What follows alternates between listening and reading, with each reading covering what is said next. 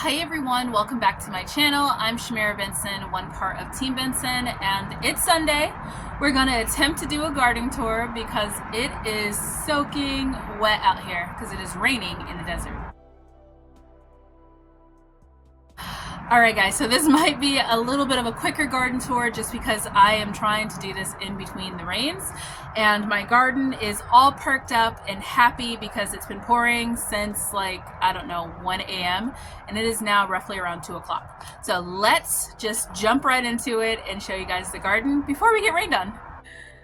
So guys, there is nothing better than a freshly rained on garden. It's like everything perks up, everything's happy, and everything is just ready to go. So let's start over here with our peppers. First off, we have our cayenne peppers, which are just producing like mad. I'm glad I only planted one of these because this is a lot of peppers, as you guys can see. Also, we have two little birds that want to build their nest right there. Probably a bad idea, but I got some watering bulbs that I'm gonna try and just water like that, just in case they decide to keep doing it, because they seem pretty persistent. Now, we have our pepper that we have thought it was a million different things. First, I thought it was a Hungarian wax pepper. It is not, because these turned red, and they're kind of like little spicy balls. They're not super hot, but they're actually way better once they turn red. So I don't know what this is. All I know is we kind of like it, so we like it now. So I'm going to be harvesting some of these red ones off of here and then just let these turn red before I harvest any more of them. Our jalapeno, guys, look at that. It has come back to life. It's putting off more jalapenos. It's putting off more jalapenos than it did the first time. So we are gonna have plenty of jalapenos now in the freezer. So super excited about that. We have Diane over here, which, guys, I am starting to be pretty convinced that Diane is going to be a serrano, which is what we needed her to be. We had all the other peppers, but we ran out of serranos in the freezer. And then this is our Anaheim pepper that I need to go on here and kind of harvest these because it looks like they're not going to get any bigger. So I'm going to get these harvested, roasted, and in the freezer. Okay guys, I already just felt a raindrop. Now, I grew a lot of spicy peppers this year because I needed some spicy pepper powder in my freezer, or in my cabinet. So what I do with peppers is some of them I dehydrate and I make like a spicy powder blend, and it's just a blend of peppers. Sometimes I'll roast them first or grill them first and then dehydrate them to give them like a little bit of extra flavor. And then the other thing I do, especially with my jalapenos and my serranos, is I roast them in the oven and then I pop them in the freezer. And then we just add them whenever we need them to dishes, chop them up, put them in some salsa. It's so good. But we have been blazing through our serrano peppers because those taste amazing once they're roasted, and they add so much to dishes, especially tacos. Now over here on our table, we have our collard greens, which these ones are going to be coming up pretty soon because they're not really getting that much bigger. Now this soil in here is pretty bad. I'm just going to say that. I started as like a strawberry blend, and I think it's just super like coarse in here. So I'm going to be dumping this soil out probably into my new beds and then putting fresh soil in here so that then we can have a better growing season for other things. We have some garlic here and here. Look at this garlic, guys. Look at that. I think we have hope this year for garlic. I have so much hope this year. We have some onions going right here, and then we also have some celery back there. Below we have some more garlic in this one, along with some carrots. And we have carrots popping up with our garlic too. Annoying, but we're just gonna let it grow. They're finger length carrots, so it shouldn't really bug it that much.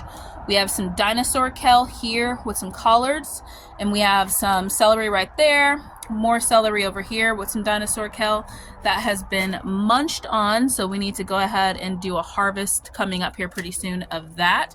It looks like the birds or the lizards got the worm that was munching on it, but it's been munched on. And then we have some green onions right below here. I'm going to say this a bunch because I always get people that say, well, what do you do about your plants getting eaten or attacked? And my answer is I harvest them and I either eat them myself or we preserve them. And if you just leave them alone, eventually a bird or a lizard, in my case, because I live in the desert, will get them and eat them for you. Now we have our flower tower here, which will have another one. Ugh, all of those fell over, but it'll have another one once we get those planted out, once it stops raining. We have our green bean tower right here, which is turned on its, like, I broke it down a little bit so that then the wind wouldn't tip it over, because it was insane. But look at how much they have grown. Like, they've gotten pretty big over here, so I'm pretty excited about that. We have some more collards right here in this pot, and we have some curly mustards right here. We also have some rosemary, and then in our cascading Vego garden bed, which I absolutely love this bed, guys, we have our parsley right here. We have some sage, which, look at this sage. It is like throwing itself up there. It's like happy. We have our little bitty, I think that one is it's either a fennel or it's a dill plant right there. We have a little bit of cilantro coming up right there. We have more curly parsley, some thyme, some chervil, and some oregano, which both of those need to be harvested and dried because they are getting out of control. We have some sweet marjoram back there that also needs to be harvested. And our spearmint is getting a little bit bigger. We stopped using it. We stopped eating lamb so that we'll have enough for Passover. Over here we have our Thai basil, which looks absolutely gorgeous. You guys I love that. I love Thai basil. And then we have some dill right there in the corner. We have our trio of sage, rosemary, and thyme. We have some leeks right here in the middle, some celery, and then underneath our Thai basil, hiding, is a sage plant. Now guys, I just got 2 new Vego garden beds. These are amazing garden beds. I really am loving them. They're easy to like sturdy, and they're very well made, and it's holding a lot of dirt, holding a lot of vegetables, and allowing a lot of extra space for my small space garden and being able to grow those deeper crops. So I'm pretty excited about the 2 new ones. I can't wait to share them with you guys. I'll be sharing them in a video this week. I just put them together.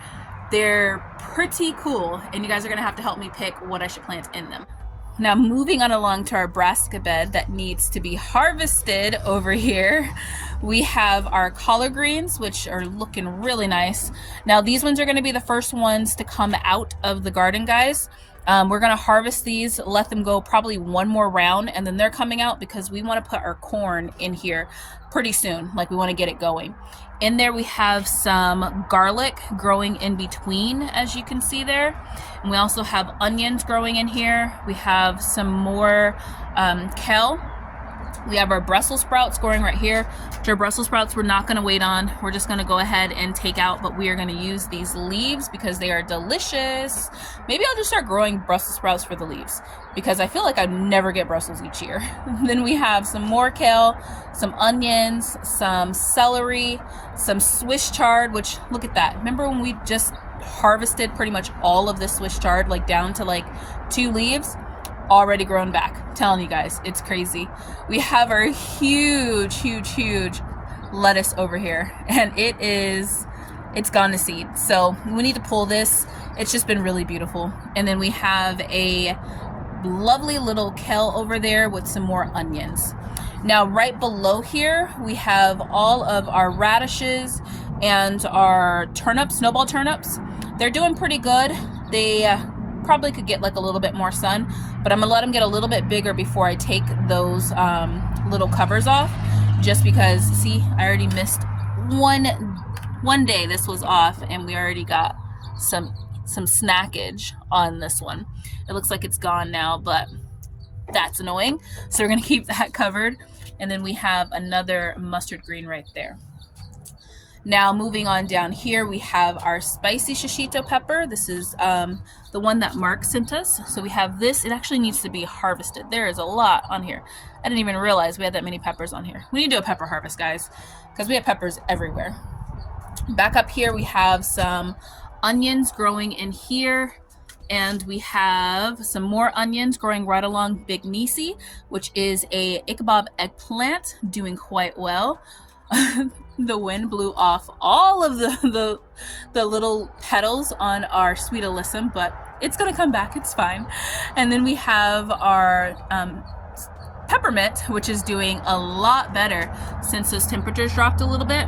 We've been depending on our peppermint, but it doesn't give the same flavor as the spearmint with our lamb, so I'm really hoping that the spearmint comes back and grows enough. Back there we have our chocolate mint, which is looking gorgeous. It's hiding underneath our tomato. And we have Miss Aggie, which I think is finally putting off some eggplants. No, not yet. She just has flowers going. So guys, one of the biggest parts of growing in a small space is planning out the meals that you're going to be making. So things like when we make like roasted lamb, or we have holidays coming up like Passover, we always have lamb for Passover, but I need my spearmint to grow back. There was a couple times where we probably shouldn't have made lamb and used the spearmint, but we did. So now we have the consequences of it's gonna taste different, or we just leave it alone and hope for the best. Now, before we leave this area, look at that, guys. We have been capturing some water today, some rain, so I'm excited about that. But we have some more beans in our Dollar Tree pots. These ones are big kahuna beans. We have some red potatoes in this pot, and we have, look at all of this thyme. This thyme has really bushed out. It's really liking the spring weather right now, so it's really, really bushing out, which means we get to cook with it a lot more. We have our curry plants, which looks like it's getting ready to make more seeds. That's so crazy. I feel like my curry plant makes seeds way more than other people's curry plants. Everybody else said that their curry plant hasn't thrown off like seeds ever, but mine looks like it's getting ready to do it again, which, you know, I'm happy about that. We have a thumb tom tomato that is finally straightened up. It was leaned over, and I put it in here and I put some extra dirt, so it's finally straightened up so I can use these other areas. We have, this is our like little pile of randomness. We have some cilantro, some lettuce, and then some celery. This one is our butter crunch lettuce that looks like a little head of butter crunch. So cute. Which, saving that for Passover too, but I think I might have to take that one out and use something different. These ones are our burgundy beans. As you can see, these stems are like nice and purple. They're looking pretty good. They probably could use a little bit of fish fertilizer, it looks like, but they're looking pretty good. We have some spinach back here, along with some more celery. And then we have our trees. We have our mulberry tree, which, look at here. You guys see that? Those are mulberries. I'm so excited. This is so cool. It's gonna have a lot of mulberries this year, guys. Hopefully it'll have enough where I can, like, you know, make something with it, but that's pretty exciting. That's our dwarf mulberry tree. And then we have Yuli back here, which is our grapevine, which is already vining up, doing really well and staying healthy. Then we have our dwarf Mexican lime, which, I don't know, guys. I think all of my leaves, my little flowers, got knocked off. Sometimes it happens that way, where the spring is just the rains and the winds are too much for my little dwarf Mexican lime. But usually that means that come October, it'll flower and have a huge, fruiting in October. It's always a 50-50 if I get dwarf Mexican limes in the spring, but, you know, it happens to the best of us. Now over here we also have our shishito peppers, which, once again, pepper harvest. It is on the list. We have our shishito peppers over here. A lot of these have turned red. So we have one back there, one over here. And then we have our stevia. This one's our stevia plant that goes right there. I need to go ahead and take these little tops off because I don't want the stevia to flower right now. I want it to grow out a lot bushier before it starts doing that. Now these pots are all ready. We are going to add some squash to these pots, but we're going to do that after the rain. And before we walk back here in the mess, here is our giant, absolutely huge black cherry tomato, which is covered, like absolutely covered and black cherry tomatoes, guys. Now, I did a short because I was like, this is like truly a miracle because this is just one plant. And a lot of people told me there's no way that that is one plant that is producing that much. And so, since I trimmed the bottom, you can see, yep, it is one stem that is growing up 2 mighty crops. I let it branch off at the first mighty crop to where it grows into 2 different sections, and then it grows up another mighty crop, and then it goes along both my arches. And as you can see, it just grows like crazy. And we have some that are already ripe on here. We've been getting off probably like a handful every day, pretty much like every day, every other day, but soon all of these will turn red pretty much at once. I thought since they're city noises, we can just appreciate how big this thing is. It looks like a giant hedge, but it's just a tomato tree. It's a black cherry tomato tree. The other thing I'm looking forward to are my Yukon Gold potatoes, which they're looking really nice. Now they have been blown over because the wind was vicious last night. So they have been really, really blown over, but these ones are huge. They are nice, they're healthy. Everything looks really great on them. So I'm excited for this potato harvest. So guys, I want to take a quick minute to thank our sponsor for our garden tours this spring, which is Vego garden beds. Now we have 2 Vego garden beds in our garden right now. We have the cascading one, which you guys can see right there. And then we have our one out here, which I will actually just bring you guys out here to show you. But this one is the kids garden bed, which is AKA our potato bed. Now guys, I am loving these beds right now. They are metal beds. They're very sturdy and like reliable when it comes to a bed. I've had some failures in my beds and my pots, and they're allowing me to be able to grow a lot deeper things. So things like my carrots, my potatoes. So those are things that I wasn't able to grow because we just didn't have enough space. So having things like my cascading garden bed, which is like 2 beds on top of one, gives me a lot of space to be able to grow those things like root crops. So I'm excited. I hope you guys check them out because they have a lot of really great spring dills right now, and I'm loving them in my garden. I have 2 new Vego garden beds that I'm going to be bringing out this spring that I can't wait to show you guys. We just got them built and they're pretty cool. All right, let's get back to the garden tour. Okay, I gently made it through there, but yeah, my bottoms are soaked. Now, back here is where we're having a lot of just kind of changes in the garden, but we also have a lot that is just growing in the garden. So I'm excited to show you guys back here too. Now, growing underneath our big giant black cherry tomato, which look at that, guys. I just can't believe how many black cherry tomatoes are on this plant. This is absolutely crazy. And it's like all the way like halfway over on the arch. Like it's huge. It's ginormous. Now we have some Roma tomatoes growing right here. I'm trying to keep it like single stem to where it's just going to kind of go this way. This one's more of a bush variety tomato, so it's a determinate tomato. So it's not going to get as big as my black cherry tomato.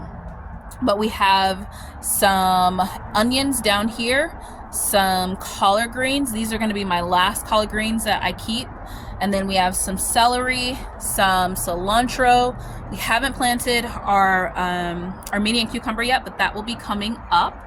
We have some more cilantro right there in our little brick. Our lemongrass is growing back quite nicely. It's put off all its new stems, and so it's growing back. Back here we have our Chinese red lung noodle beans over there. We have onions all the way in the front part of this bed with a nice little parsley and our snow pea, which is just doing its own little thing. And we have some okra that is growing in right there and right there. I'm probably going to plant another seed right there because that one hasn't popped up yet. And if we get 2 that pop up, we'll just pick the strongest. My Johnny Jump died.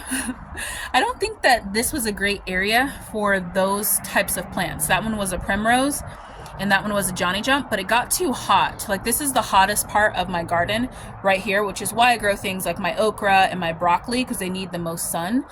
So yeah, it got a little warm. They did not fare well.